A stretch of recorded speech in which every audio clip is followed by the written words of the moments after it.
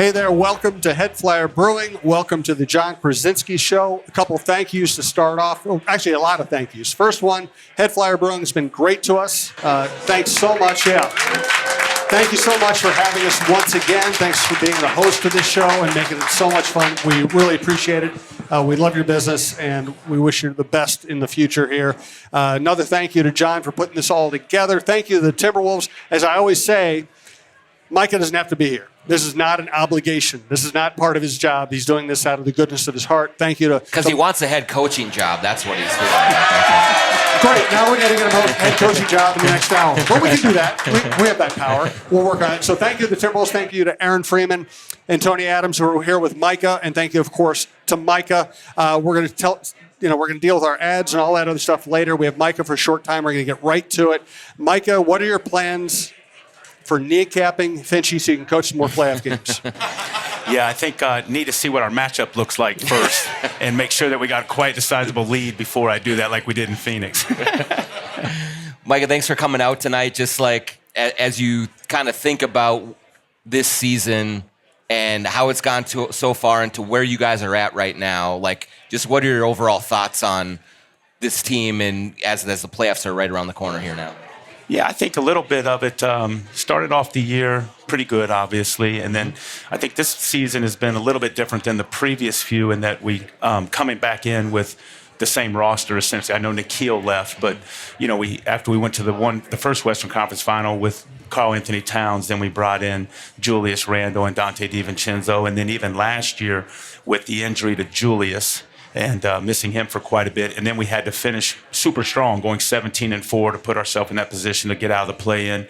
And now you sit there, and it's kind of been up and down. There's been a few winning streaks, losing streaks, obviously, and you just feel like every morning when you wake up, you don't know if you're in sixth or third, it seems like, because it's such a, with the 4-team race right there.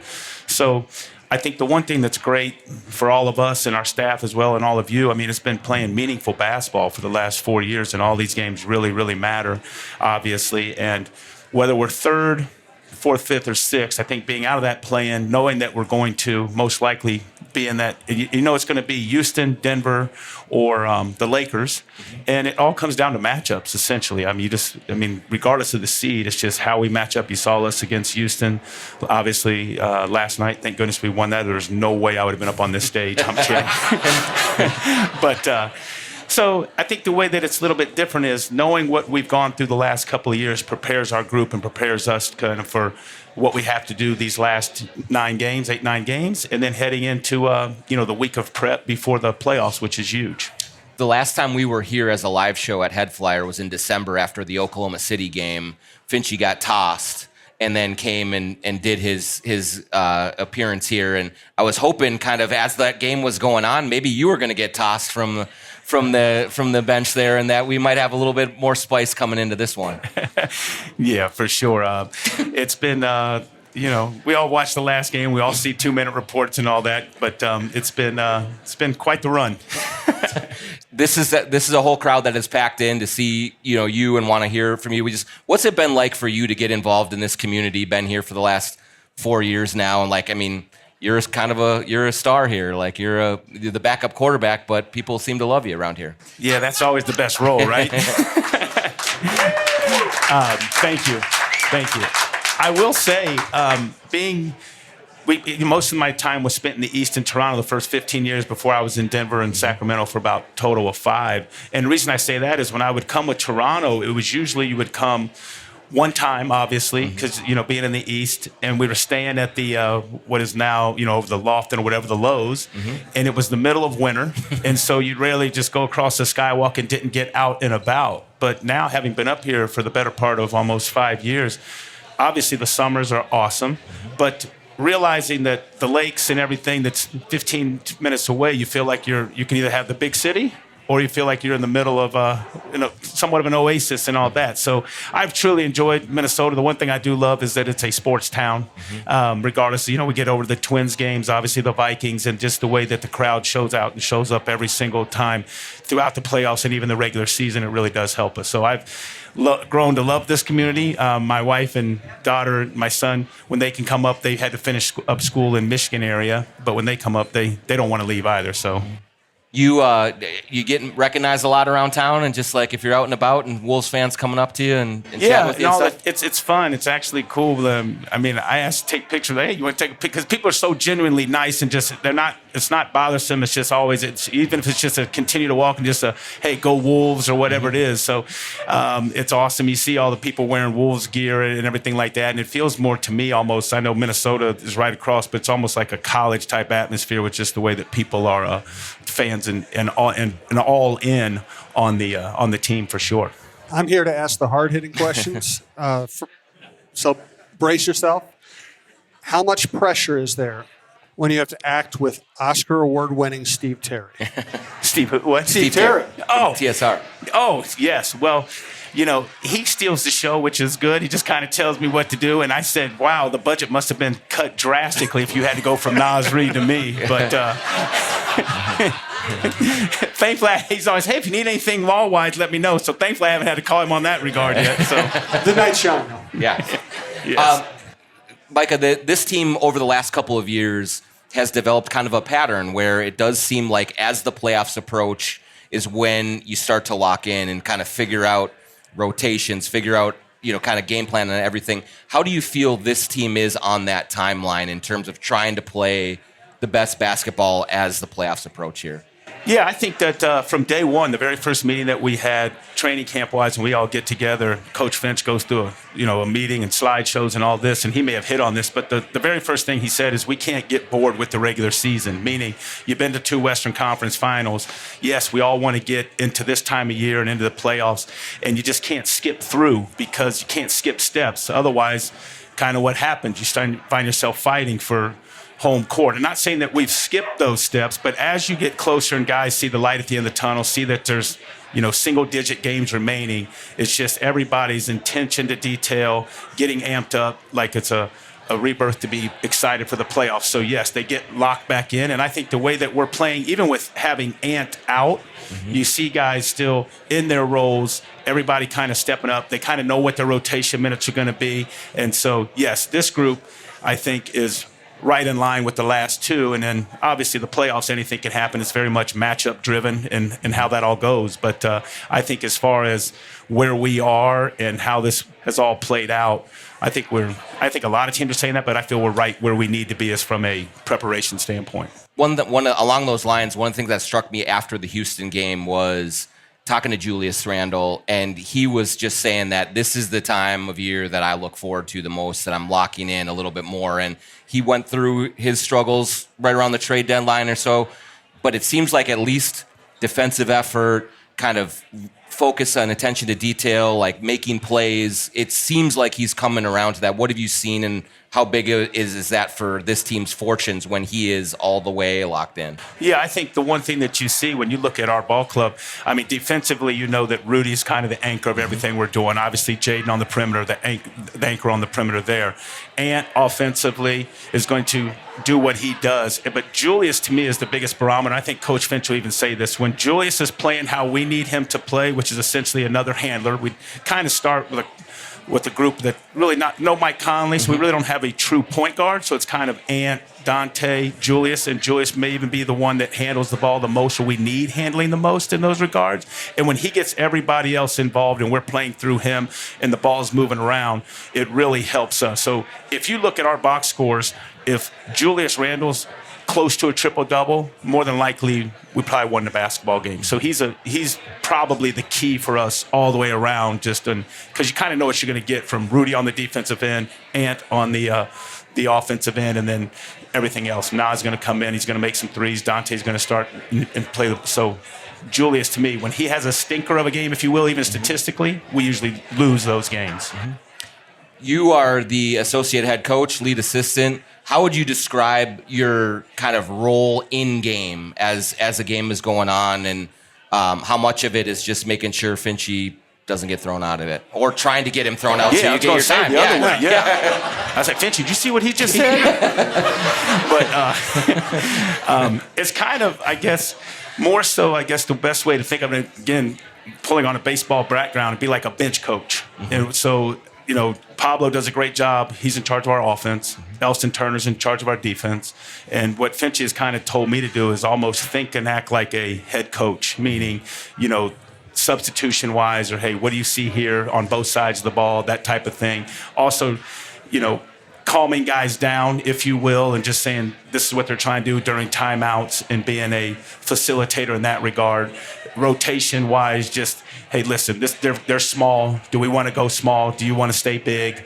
Mike's had a long run. Joyce has had a long run. Rudy's got 3-4 fouls. Maybe if we go this or matchup-wise, and I think a lot of that is so it's kind of like a bench coach in baseball where you're pretty much not in total charge of the defense, obviously, not in charge of the offense. We have guys that focus on that, and mine is just kind of like a second, if you will, head coach and try to facilitate in that manner. How receptive, or what's the kind of conversation with Finch during it? I mean, he seems to trust you quite a bit. Is it a lot of times, yes, Micah, you're right, or is it, no, I got this? It's both. Yeah. It's both. Usually when it works out well, he's listening. No, I'm kidding. Not really, though. Yeah, but he's great. We've been together. I mean, I've known Finchy since our Denver days, and obviously we've been friends off of the court, so it's like, just like if you guys, nothing's taken personal. Mm-hmm. So it's just,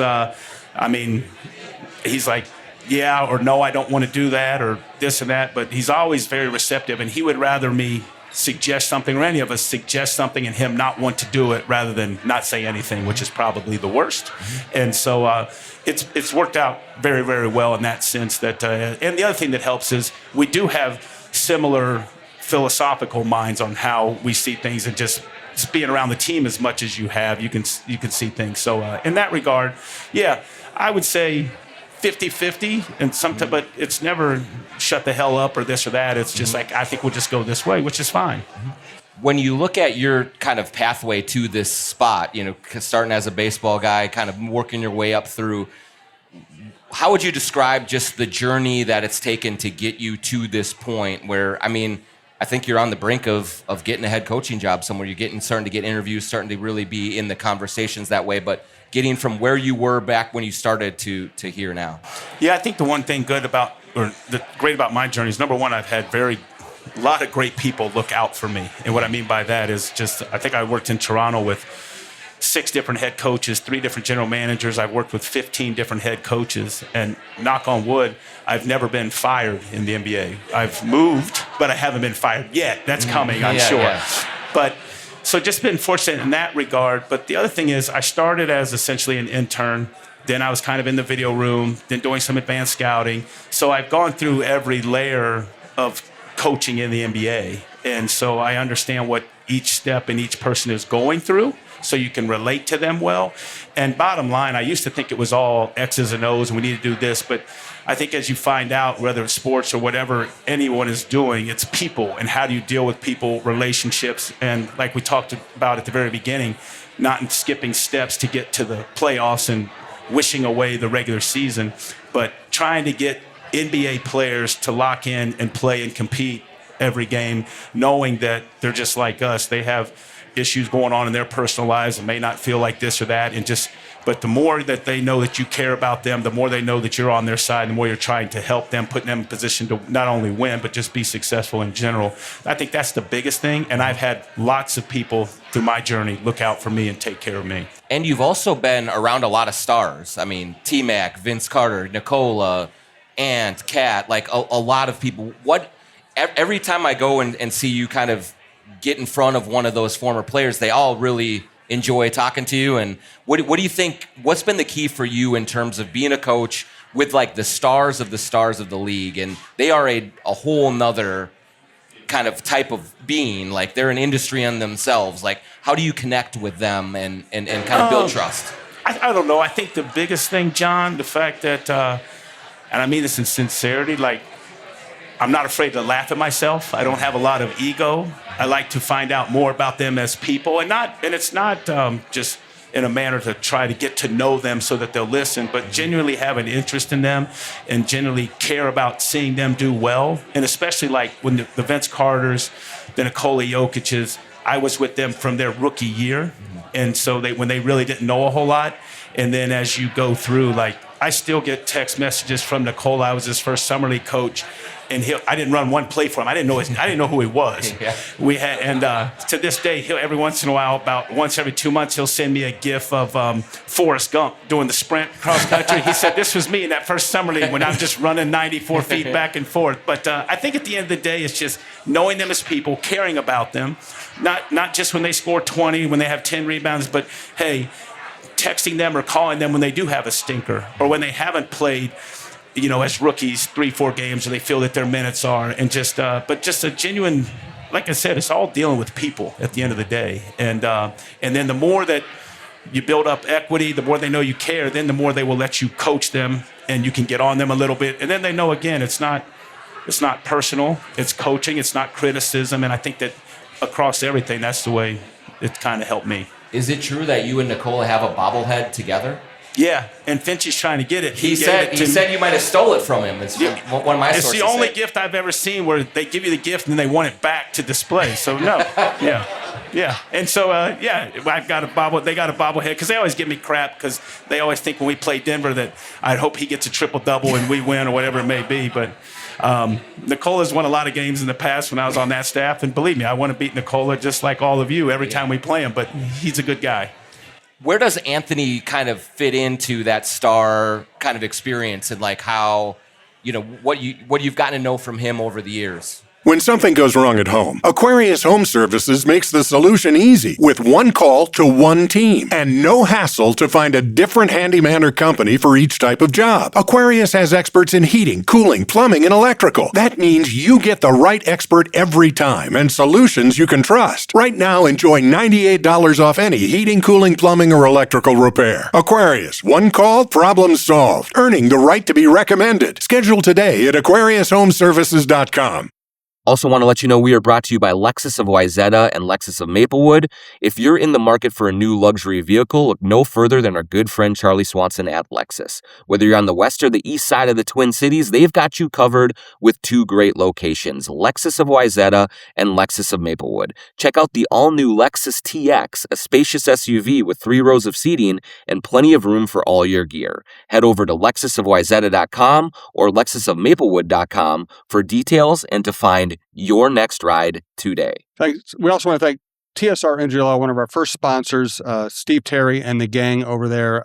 If you want a higher level of representation, if you want to get to know the people who get to do all the cool commercials, actually that's too light. The reality is if you call them, you're going to need some serious help, and they will give you serious help. Call 612-TSR-TIME, 612-TSR-TIME. They're the best in the business. That's why they are such a great Minnesota success story. That's why they've gotten to a point where they can go hang out with the Wolves and do commercials. So 612-TSR-TIME is all you need to remember. Where does Anthony kind of fit into that star kind of experience, and like how, what you've gotten to know from him over the years? I think that Anthony Edwards, of all the guys that I've coached, meaning like the Vince Carters, the Tracy McGrays, and that's kind of Nicola and DeMarcus are different in that regard, but Anthony can do, from an athletic standpoint and from a ability to do almost anything on a basketball court, he can. The other thing, too, that Anthony has that those other stars have as well, even more so, is he's not afraid of big moments. And I think we found that out the very first Memphis playoff game that he played. Remember when he had 40 down there. And you've all seen it, like he's not afraid. Not everybody wants to take the last shot. They can say they do and all this, but his ability to be clutch, to make plays, and in the big moments to perform is a knack that these superstars, when you put them in that category, that they have. And I think the other thing that Anthony has done is when he came into the league, everyone, and I wasn't on his team, I was playing against him, was, hey, let's go under everything, let's make him shoot, let's do this. And he has taken all of these weaknesses or perceived weaknesses, and he's added to his game to turn those weaknesses into strengths. And then the last thing I will say is your best players, if your best players are your hardest workers, then you're cooking with gas. And what I mean by that is if a lot of these guys, talented, can get by on, but when they're in the gym shooting, when no one else is around, and you come in on the Noah, they've got a digital screen that takes care of everything, and you look at shots attempted for the month, and when Anthony Edwards has the most, or top 2 or 3, in that list, then that's just showing that he is working at his craft. He is trying to get better. He's not satisfied. And the best thing about Anthony is you guys have all, he is who he is. He's not changing for anybody. There's nothing fake about him. And he enjoys playing basketball. And he is a one heck of a competitor. And that is something to be said. Well, in the Clipper game, in Los Angeles, he hits the big shot down the stretch. And I think a lot of people then looked at the interaction he had with Finchy and want to know more about what the relationship is there in terms of he was real competitive and heated at that moment. And I think that fans can watch that and say, oh my gosh, there's some tension there or something, but you've had front row seat the whole way through. How do you see Finchy and Ant, kind of the way they communicate, the way they bring out the best in each other? Yeah, I think the two things. One, Ant's about as coachable as they get. If you're in one of our film sessions, you would think that Anthony Edwards is a first-year rookie player the way that Coach Finch coaches him. And it's not, and it's fair coaching, but, I've been around staffs, which is fine, where star player, if you're the star player and you mess up, and I'm over here, they're like, well, Micah, why didn't you help? Avoiding you. Yeah. But that's not Finch's at all. The other thing is, we go back to relationships and having a relationship off the floor with these guys to build up that equity. So we're with these guys more than we are with our families. So you guys all fight with your families. You ground your kids. You got to spank your kids. Doesn't mean you don't love them. There were many nights I mumbled underneath my breath at my mom and dad. But so I think that just gets caught on camera in that moment. They're both competitive. Finchy told him pass the ball. In that moment, Ant said, you don't want me to pass the ball? So Ant was right there. Now maybe there's other times that he wasn't. So, and then what's great is in the locker room, it's over. Mm-hmm. It literally, I'm not just saying that to be saying that. It is genuinely over with. It is just a moment that it gets on Twitter, it gets replayed, and everybody's like, oh, look at this, there's issues. But it's nothing that doesn't happen within your family. Mm-hmm. Now you have Io and Bones coming off the bench. You have the ability to play fast. I know Finch has always talked about wanting to play fast, but it didn't always work out. How does that change the dynamic for your team? I think it changes it a lot. I think because when you look at the way Anthony plays more so and the way Julius plays, like we talked about, it's more of a slow down half-court game, that's what's going to happen to the game in the playoffs. But when you have Bones and Io come off and they're playing north and south and getting downhill, all that does is get us better. The best way to score is in transition. But when we can get out and run, and I think the one thing that Io and Bones both have, especially Io, is an uncanny ability to go full speed, get all the way in the paint, and then be able to finish with some touch and that type of thing. So that's an added aspect of our game that we did not have before we had Io. And so what it does is it allows us to play, attack, and win in different types of systems rather than just come down half court, post up Julius, ISO, or pick and roll with Ant. But now you can get out and play downhill. And when you can play like that and don't have to rely on that half court, it's huge what Io and Bones have done for us. And Micah, those two guys also, this is a team that is either kind of quiet or just maybe can go in the dumps when things are not going well. Those guys both look like positive, bubbly, outsized guys. And their personalities, how do you see that mixing in and helping the group in general, just from a mindset standpoint? Yeah, I think the one thing with Io, when he came in,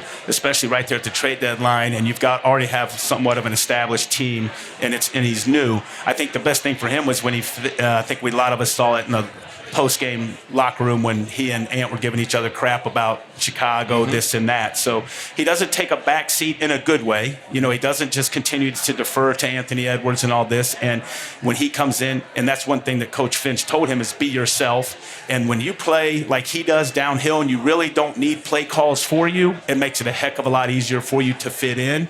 And just to your point as well, great kid, wants to win. And I think that he's excited to be a part of what we have going forward with an opportunity coming from Chicago to win and win in the playoffs. Looking back on that Phoenix Game 5, Micah, when Finchy's knee blows up, can you just take everyone through the immediate taking over and then the right aftermath of figuring out exactly what the hell happened and winning a historic game for this franchise. Like, it'd been 20 years since they had won a playoff series. Yeah, I could remember clear as day because Finchy was – first I give Finchy crap because I said a better athlete would have avoided it a little more. But when he went down, the very first thing you're thinking is, oh, crap, as a friend, as a priest, like, I hope he's okay. First, he was hoping that Mike was okay. Yeah, right, but, right. And then so we're checking on him, and you see in his face – I'd say that he was whimpering. He wasn't. I just tell him that. But you could tell he was hurt. And then you're sitting there thinking, like, for lack of a better term, oh, shit, he's going to be out. And so you have the clipboard. And then it's kind of quickly back into, all right, what's the situation? I think that thankfully we had a little bit of a lead. There was 3 minutes, and we were able to, melt that one away. The biggest thing that, I know you all realize this because you're all Wolves fans, but the biggest thing when I tell people that was it was the last game of that series. Mm-hmm. So then we had about 4 days to get ready for Denver. So my point is, if we would have had to get ready for Phoenix the next day, I'm not saying it wouldn't have gone well. I'm hoping that it would have, but just being able for all of us to catch our breath, assess that, all right, this is what's going to happen. Finchy's going to be behind the bench or not there at the first practice or two with the surgery. So obviously the emotions are, is your friend okay? Mm-hmm. And then, all right, we need to win this basketball game. Thankfully, won that one, so we didn't have to come back the next, have a day to prepare. Everybody's worried about Finchy, and then, who knows what would have happened. But that 3 or 4 day break really helped us going into the Denver series. You tell them every once in a while, hey, just take your time getting back. I'm all right here. I've got this. Yeah, what I would do is said that I'd just start moving further down towards midcourt so I couldn't hear him. Take us through, one thing. The media room in Target Center is right by where the players and the coaches go by to get to the court. Mm-hmm. And so sometimes we'll be sitting in there and we'll see you guys with the lineup and the cheering. Will you take everybody through what's happening there? Yeah, so basically nowadays in the NBA, it feels like you have 16 coaches, so it's quite the lineup. So there's 8 on either side with about 3 minutes to go. Nate Bubis, who is Finchy's essentially right-hand man, assistant coach as well, and he kind of keeps us all organized. He goes and knocks on Finchy's door in the office and says, all right, it's time to go. So it's kind of a gauntlet, and what it turned from was, just kind of a fist bump, getting Finchy ready to go, a little bit of excitement, to now it's just how hard you can smack Nate Bubis on his ass. And the best is because he's one of those guys, he's trying to act like the iPad works and doesn't want to flinch or anything.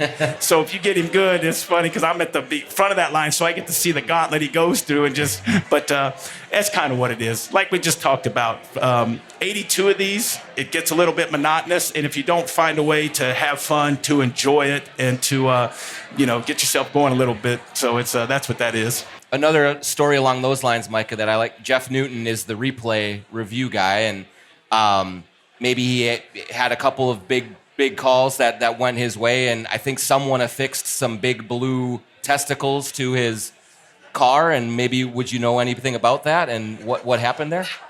So, God bless Newt, much better at the officiating than he did at the Iowa Wolves head coach. I let him know that all the time, jokingly. But Newt's great. He's probably, in all honesty, he's as good as there is. The numbers show, he is great. But we went a few games about last year, maybe like 5 or 6 games where he would not pull the trigger. So I found or happened to find online. Happened to some big blue testicles and put it on the back of his car unbeknownst to him. And so we put those on trying to get him back in the game. And then we did a poster with some of us that are older, remember Top Gun movie, when Maverick was flying, they told him we need him to engage. Yes. So we did a poster with Newt, Finchy telling him, engage, Newt, engage. But he's really, really good. Well, and the thing about, you guys can do that because, the whole staff has been together for a while now, it feels like. That's not a common thing in the NBA. There's lots of turnover that happens. What is that kind of connectivity and that sustainability meant to you guys as a group, just to be able to navigate an entire season? Yeah, I think it's been great. And I'm sure just like you guys at your workplace or wherever you are, when you can laugh and you can laugh at yourself, more importantly, and no one gets too offended or takes himself too seriously, And the other thing that we can do, which is great, is coaches meetings. There's a lot of guys, but, Finchy runs it. We're very, very organized. You can crack a joke, but you don't get off track. Mm-hmm. It's say something, it's laugh, it's get right back to work. But the fact that we've had a group that's stuck together through this time, the continuity's been phenomenal. But not only that, but just the quality of people. And I think that, Tim Conley with his group and Finchy with his group, they've done a great job of hiring just good people and good basketball coaches. You've been in the mix for some head coaches jobs lately. What's that experience been like of interviewing for that? And do you see yourself or hoping to eventually get one of those opportunities? Yeah, I think the one thing, like anything, like whether it's a player that plays in the playoffs, I mean, I'm essentially the same guy. I'm not saying yes, I have more experience, but winning helps all of that. Yeah. I think when you go to 2 Western Conference Finals, Finchy getting hurt, and then, let's say what it is. The Denver game, we're down 20, and then I didn't do anything but just cheer like everybody else. But so, yeah, if it happens, it happens. The one thing I do know is having been in this league for 28 years, if you said to me, hey, Micah, you're going to be an assistant coach and you're going to be a lead assistant, and that's the furthest you'll go, and especially, like you say, in a franchise, in a group, and place here like Minnesota, I'd be fine. So if it happens, absolutely. It'd be fun to see if you can call your own timeouts and see how that goes. And in all honesty, just as a competitor you are. But I think that timeouts is a little sensitive around here. I know. So just be careful. Hey, I'm with you. Can't take them with you, right? Yeah. But no. So I think if it happens, great. If it doesn't, I think the going through the as far as like the interviews and all that have been very, very interesting. And I think the one thing that you do realize is it's not just about X's, O's like we were saying either. It is about being more of trying to get guys to play, bringing a staff together, being more of almost like a CEO and all of that rather than just, hey, what do I need to run in this play to get a bucket? Our time with Micah is almost over. We'll get some applause from here in a second as we ask the last couple of questions. Tell us something about Finchy that we might not know. Okay. And also that might not get you fired. I got to keep. One, his mom was a Rockette. Mm-hmm. 2, he left to go overseas, I think, or go to college, but he literally lived down the hill from Taylor Swift's Christmas Tree Farm, where he grew up. So that's 2. And he owns 3 boats. 3 boats. 3 boats. He's got 1 up here, and he's got 2 down in Florida. So he's an avid boater. That's why you need to be a head coach. You can have 3 boats. There you go. Lastly, before we wrap up, just what was it like watching Dante do what he did in the World Baseball Classic, and just like the experience of that and how well he played and seeing him come up the ranks the way?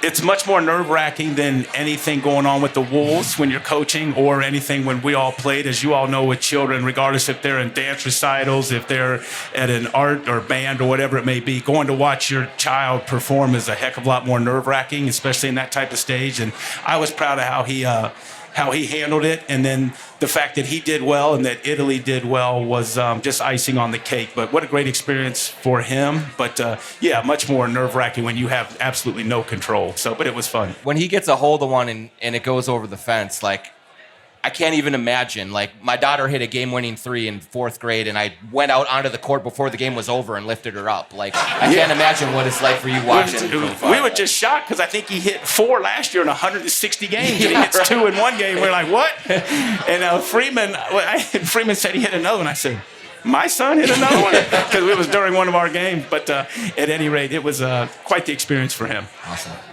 Well, hey, everyone, thanks Micah Nori for coming in. Really appreciate you taking the time. We are going to take a quick break so you can get some beers and re-up, and then we'll come back and have another segment here, about 10, 15 minutes. So thanks, Micah. Thank you so much for having me. Thank you all. First, I'm going to tell you about True Vision Institute in Bloomington. If you're watching this on our YouTube channel, you do see no more glasses. I still haven't updated my avatar on Twitter, and so I still have the glasses on Twitter, but that's just laziness on my part, because I haven't worn glasses for almost 2 years now, and it has been so great. You go to truevision.com, and set up your free consultation. They will take you through all the steps that you need to find the right vision correction methods for you. I got LASIK surgery.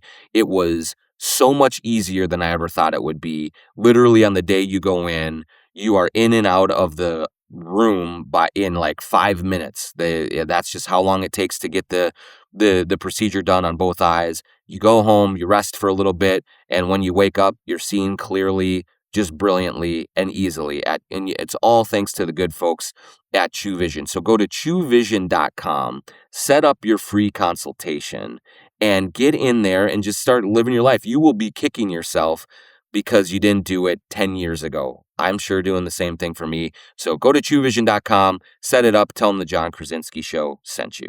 At Royal Credit Union, we believe in banking with purpose. That's why we're here for you and your community with people-first service, local support, and all the accounts and loans you need to help reach your financial goals. As a not-for-profit cooperative, everything we do benefits the people and communities we serve, because Royal isn't just where you bank, it's where you belong. Experience the Royal Credit Union difference and learn more at rcu.org/royal support. Insured by NCUA. Loans subject to credit approval. Equal credit opportunity. First, I want to tell you about sglambchops.com. Use the promo code JONK20 for 20% off anything you get at Lamb Chops. You know by now what Lamb Chops brings to the table. Some of the best, most comfortable, highest quality streetwear and casual wear in the business. You can find it all over Target Center on Wolves fans. You see Jordan and Craig courtside for Wolves games and Lynx games. They are really kind of supporters of this community of basketball around here. And go to Lamb Chops, go to sglambchops.com. You'll get hoodies, t-shirts, hats, everything that you could want to look good on a Friday night in the North Loop, to be comfortable lounging around your house watching games, watching NCAA tournament games on the weekend. It's sglambchops.com, promo code JONK20 for 20% off anything that you get at Lamb Chops. Welcome back. Thanks again to Micah Nori. He was a blast. I knew he would be. Thanks to Jon for setting that up and the Timberwolves for making it all happen. We're going to talk some Headflyer Brewing. We're going to talk a little Wolves. We're going to ask for some fan questions. The mic is right here. You can line up whenever you want for the second half of the show. Then at the end of the show, we have some giveaways. I'll let Jon handle all that. Let's take care of the business. Then we'll talk about Headflyer Brewings. We are officially coming to you from the Aquarius Home Services Studio. Of course, we're here at Headflyer Brewing, our home for live shows. We want to thank Lexus, Wayzata, and Maplewood. We want to thank TSR Injury Law, of course, of Steve Terry fame, True Vision Institute, Royal Credit Union, Princeton's Liquors, and, as you can tell, sglambchops.com. We're both wearing sglambchops.com gear tonight. Next time, I think I'll try to see if they have an adult size, but we'll get through it. They fit me just great. I don't know what the problem is. But. Also, we have our Talk North. Listen, I want to thank a couple people because we started Talk North a long time ago as a very small enterprise, basically one or two or three people. And we recently hired a vice president of business development. She's here with us tonight, Tammy Henderson. So give Tammy a hand. She's going to be great for us as we grow this thing. Also, my wife's here, and I would not have started the business without her advice and support. So thank you to my wife as well. So no, I have to thank my wife, or else I'm not even going to get a ride home. You absolutely do. Thank you, Gretchen, for all of your support. All right. Now, is Samantha around? Let's have Samantha pop up here, talk about Headflyer, and then we'll talk some Wolves. Samantha, this is a bittersweet night. I know. We've had so much fun at Headflyer over the years. The good news is that Dangerous Man is coming in, and I think that there will be some things to talk about later on for that. But just we can't thank you enough for everything you've done for us and for all of the partnership that we've had. And I know you have a few things to announce maybe for tomorrow, and we'll just give you the floor. But thank you so much for all that you've done for us over the years. I mean, thank you to you too, Jon. We've absolutely loved this partnership and being a place where people can go to watch the Wolves. So this has been a great few years of our partnership and a very bittersweet ending. But glad to have you do one last show tonight. Yeah. And we do have, so we have Lamb Chops beer collaboration, correct? We do. We have our beer with SG Lamb Chops Must Be Jelly coming out tomorrow. The release happy hour is going to be 2 to 4, followed by the Wolves watch party when we watch us beat the Pistons at 4:30. Yes. So if you want to come try that, and they'll also have some exclusive Headflyer and Lamb Chops merch that we'll be releasing for pre-order tomorrow. Fantastic. Well, Lamb Chops makes great gear. Headflyer makes great beer. Man, that sounds good. It's like I should write. Yeah, for a it's a living great or something. time. But, Come tomorrow. Yeah. Well, thanks so much, Samantha, for Thank you, everything. Jon. We really appreciate it. Wish you all the best going forward here. So. Thanks so much. Yep. Round of applause for Samantha. Thank you so much. We do appreciate everything. All right, Johnny, a couple of weeks ago we were talking, might have been a month ago, we were talking about the West, and I was like, I would, no matter how the regular season is gone, I'd take them to beat everybody in the West with the exception of Oklahoma City. Mm-hmm. Things might be changing. They have a little bit. The Lakers all of a sudden look really good. The Spurs look great. It's going to be a real challenge no matter what happens. I think like after watching Wednesday night, the Wolves should beg and plead for Houston to land in their matchup, because I think that would be 4-1 and we're moving on to the next one. But you look at Denver, you look at the Lakers, like either one of those would be challenges. But I also do believe that this team can absolutely beat either one of those teams and then give whoever they get in the second round a real, haymaker. That's just the way that they're built. You can kind of feel. I was talking to Julius Randle after the game in the kind of walking to his car. And look, you all have kind of been through it with Julius. You see the ups and the downs with him. But the way that he spoke about how he is starting to feel the energy and kind of the need to really lock in, especially defensively, if he does that, this team can beat the Lakers, they can beat the Spurs, they might be able to beat the Thunder. Like, I really believe that, but that's going to be a big question mark, and we'll see how Ant comes back. But a lot of the things that I've seen from the way this team is playing defense, the way that they're finding a little bit of rhythm without Ant, I think will help them going forward.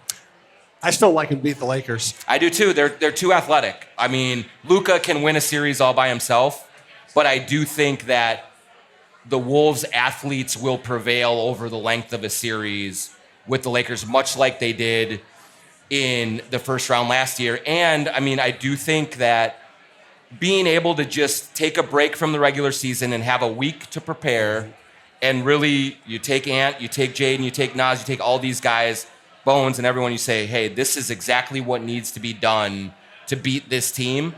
The last 2 years, they've come out in the first round flying. And I think that's very possible. Of course, Luka will win a game or two by himself, probably. But over the length of a series, you just got to win. You just got to go 4-3. And I think they can do that and make things happen that way. What's been fascinating about this team is we're always talking about the changes. Tim Connolly has been very active. Mm-hmm. And this year, I think the interesting changes are, now Jaden's knee hurts right now, but I don't think it's that serious. Jaden McDaniels is a better player now than he was a year ago. Yeah. And Io and Bones. Io certainly, Bones if he keeps playing this way, they allow them, as we were talking about with Micah, they allow this team to play differently than they've ever played before. Yeah, they do. And what I think that works out so well for them with those guys is both of them are ultra aggressive. Like, there's no hesitancy at all. It doesn't matter if they were 1 for 8 or if they're 9 for 11. But it's the same with both of them. And when the ball gets in both of their hands and they go, like, it opens up so many easy baskets for them and for everyone else. And when you can have a team that can play slow it down and speed it up, then you have counter punches for whatever is coming at you. Clearly that they have some consistency issues that they will have to work through and make sure that they get locked down. But when you look at 1 through 8 or 9 and you include Kyle Anderson in there and the impact that he has made just from an IQ standpoint, individually talented, like they're as individually talented 1 through 9 as any team in the league. Now it's just a matter of, can they make all of those individual pieces fit in the right way at the right time? And if they do, I mean, they're really, really difficult to beat, but that is the challenge that is ahead of them for this coaching staff and for this roster to kind of click in a way that they really haven't at any sustained level for most of the season. We will take a few questions at this microphone if Do you're not be interested. bashful. Come on up. And you don't have to, but if you want to, I would line up now. We'll fit you in when we get a chance. Mm-hmm. So Mike was talking about Julius. We all know the deal with Julius. He seems like a good dude. He's a really good offensive player. He also can seem to get into a mood or a funk. Yeah. Where do you think he is right now, and how confident are you that he'll play in the playoffs the way they need him to play? Yeah, I mean, like, I was definitely concerned about him for several weeks around the trade deadline and even coming out of it afterward. You just saw, like, not only was he a little bit sullen, but, like, that was translating over to the defensive effort. Yeah. And that was what was really preventing the Timberwolves from kind of getting any sort of momentum going in the right direction. Like, full transparency, Julius is one of my favorite people I've covered. Like, he is a great dude. He is a great father. Like, just a really thoughtful guy. But he wears all of his emotions on his sleeve. And so when his emotions are down, they really permeate the rest of the group. And I do think that that does have a detrimental effect at times. But when he is locked in and when he's feeling up, that also permeates throughout the group. And I have, in the discussion that I had with him after the Houston game, I have never heard him sort of as hopeful and as energetic as he was. That does not guarantee that he's going to be great the rest of the way, but I think that gives Wolves fans and the Timberwolves in general as much hope as you could possibly have that he is locked in, because when he is that way, he is a bully around the rim. He is a playmaker and a great passer, and we have seen him individually, defensively, stand in front of dudes, and you cannot move him. And when he has that going for him, then that's what you see. The last 5 games, they're 100.3 points per possessions defensively, which is unbelievably good. And so if he gives you that effort, they are a different team. And right now he's giving it. We'll see if that sustains over the long haul. Yes. Hi, John. Hi, Jim. Hello. So I know that 2 years ago we were really leaning into our defensive identity, and this, I guess this last year we were maybe trying to lean more into that offensive identity. So what would you say for a team that's been so, I mean, you just said yourself, like, emotions on their sleeve, hot and cold, streaky. What sort of identity would you think would make us be the most successful in a playoff series this year? Yeah, no, it's a great question. Thank you. And I think we've heard them talk a lot this year about searching for that identity. And, she's exactly right about, you can see, like, with Rudy Gobert, there are sort of like the bones of a defensive team. Like, that's what should happen when you have Rudy, especially playing right now as well as he's playing. He's been terrific defensively. I do think, though, that as much as that team 2 years ago was a clearly elite defensive team, with Nikhil and Kat moving on and Julius and Io replacing them essentially, they have taken a step back defensively. And so I do think that they have to be more adaptable and just have a way of flipping a switch to the offensive side. They have great shooters around Anthony Edwards, and I think you're going to see more so in these playoffs them possibly go smaller with Randall and Nas, Jaden in the front court and try and outscore people. Because when Ant and Dante and Io and Jaden and all those guys are rolling offensively, that seems to be the times where I've looked at it and said, man, this team is really hard to handle. And I think defensively it's going to be a little harder for them to duplicate 2 years ago against OKC, against San Antonio. And so if I were them, I would lean a little more into the offensive side of things. Step right up. Ali. How's it going, gentlemen? Good. Good to see you. So there was a lot of hype before the new owners came in, or as the new owners were coming in. Now that A-Rod and Lori are in, is there any truth, or is it just hype around KG coming back and getting involved? So it's a great question because they have secured KG as a sort of partner in the marketing side of things. They are going to next season have a jersey retirement ceremony for him.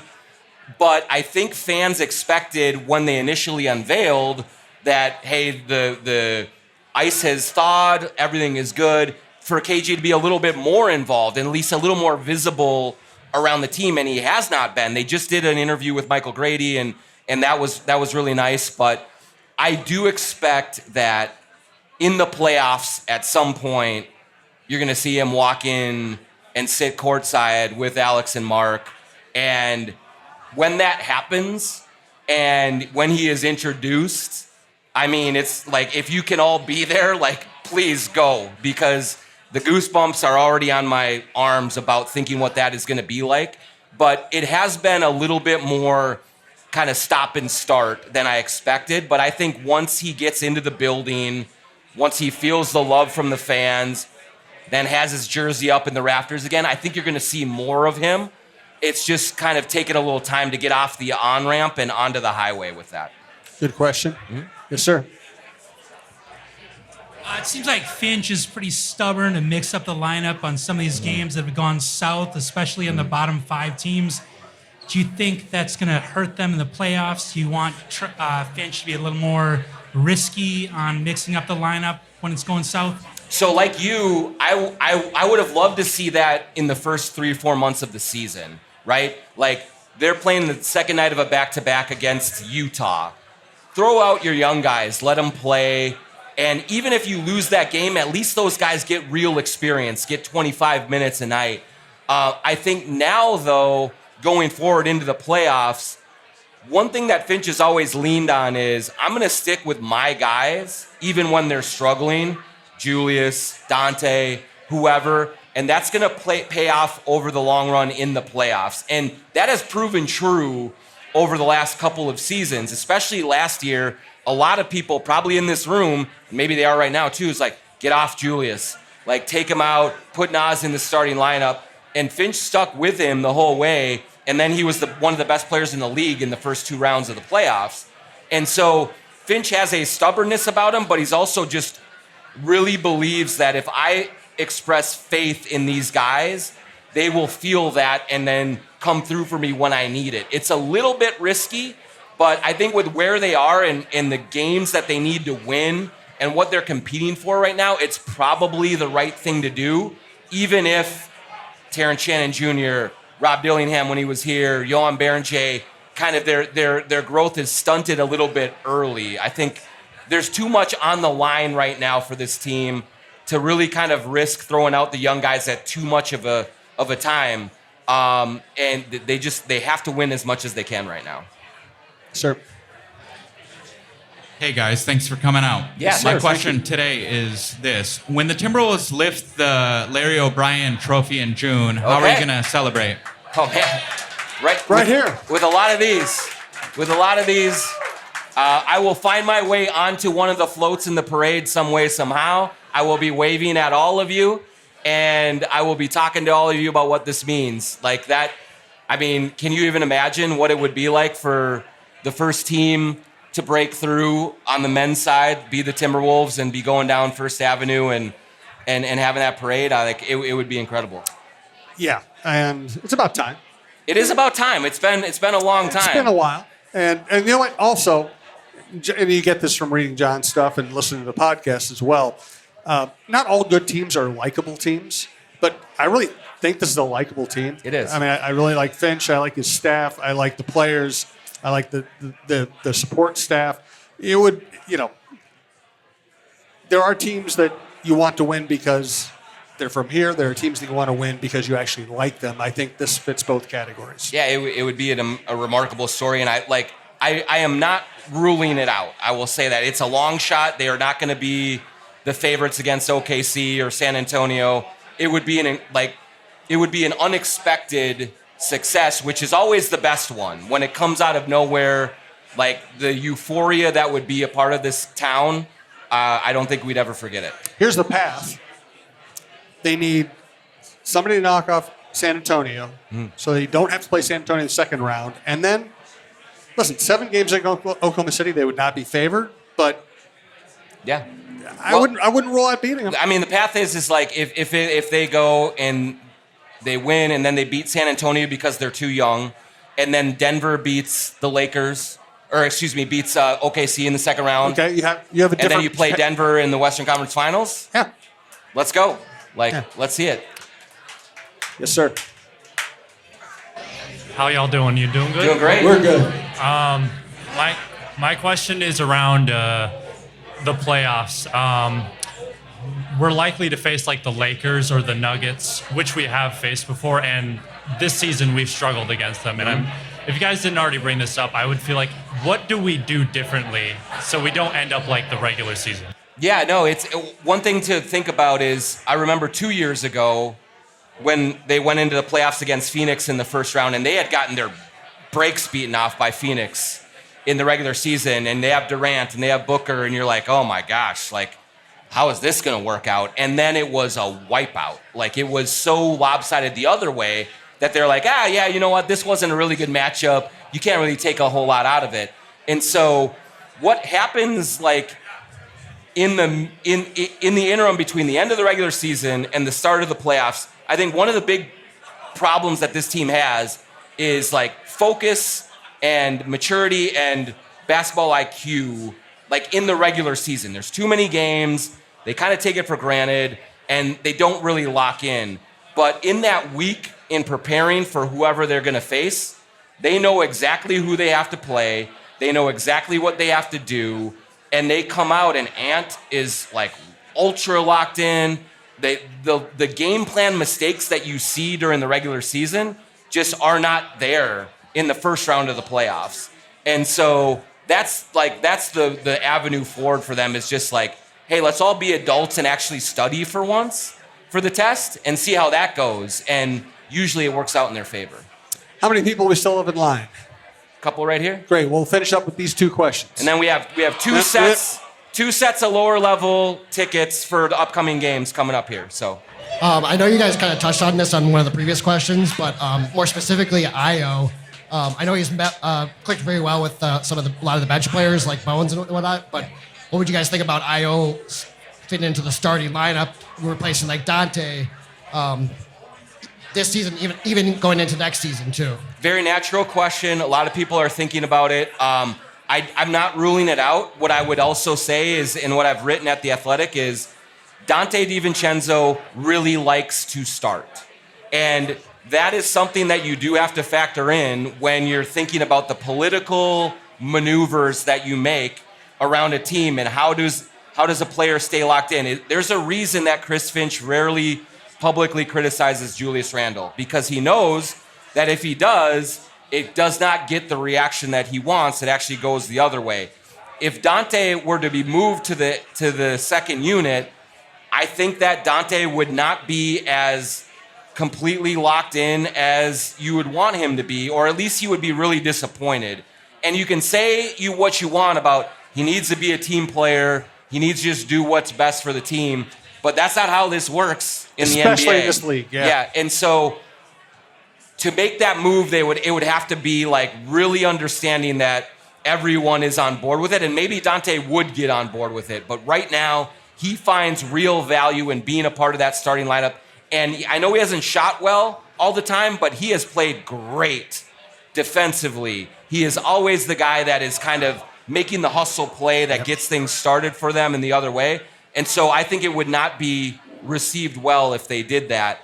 But if desperate times call for desperate measures, you do it. So 2 more questions. All right, guys. So I'm going to say something that sounds kind of heretical. Oh, boy. But against the Celtics, Ant is out, Randall's on the bench, and their ball movement and movement off the ball was the best I've seen in a long time. Mm-hmm.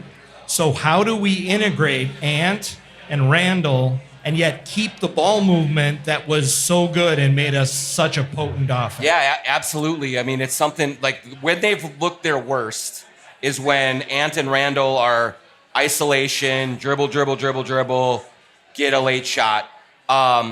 I do believe that, first of all, Randall wants to pass the ball. And I think that sometimes when he gets into isolation, he doesn't think he's going to get another crack at a shot. And so I better take it now.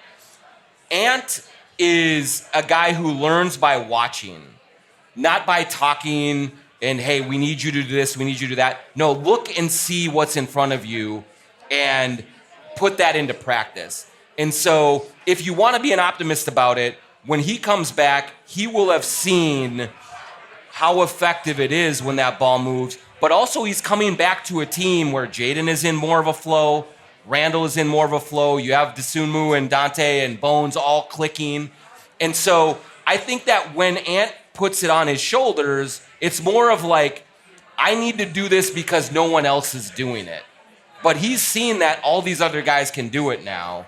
And so maybe he will come in and make the plays. We saw him do it against the Lakers in the first round last year. He is capable of making that happen, but sometimes he just wants to have too much ownership of it. So it is going to be a delicate process reincorporating him for sure.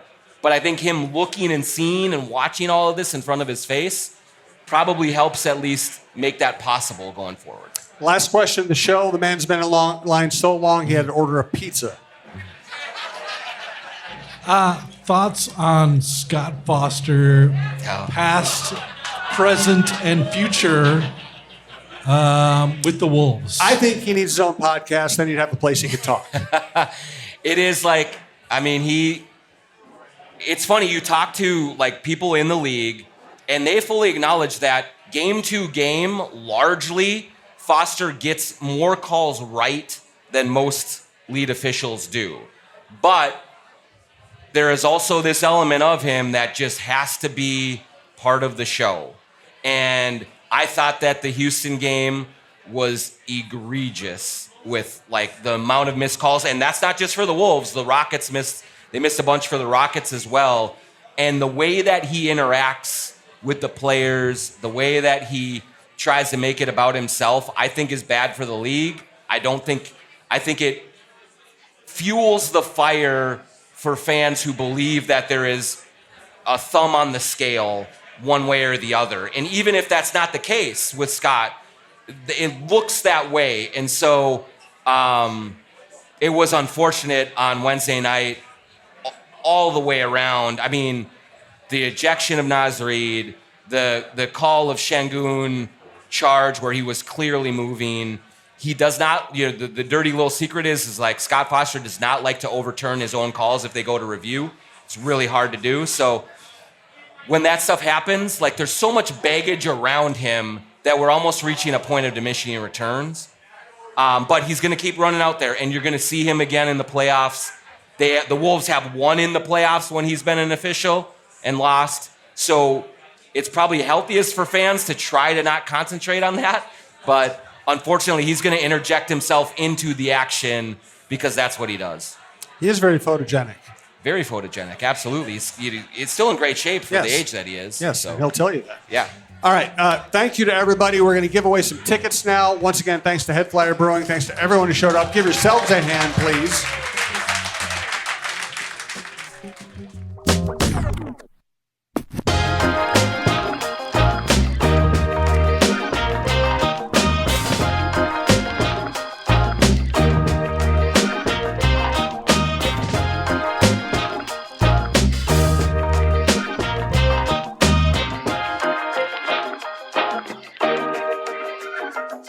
Thank you.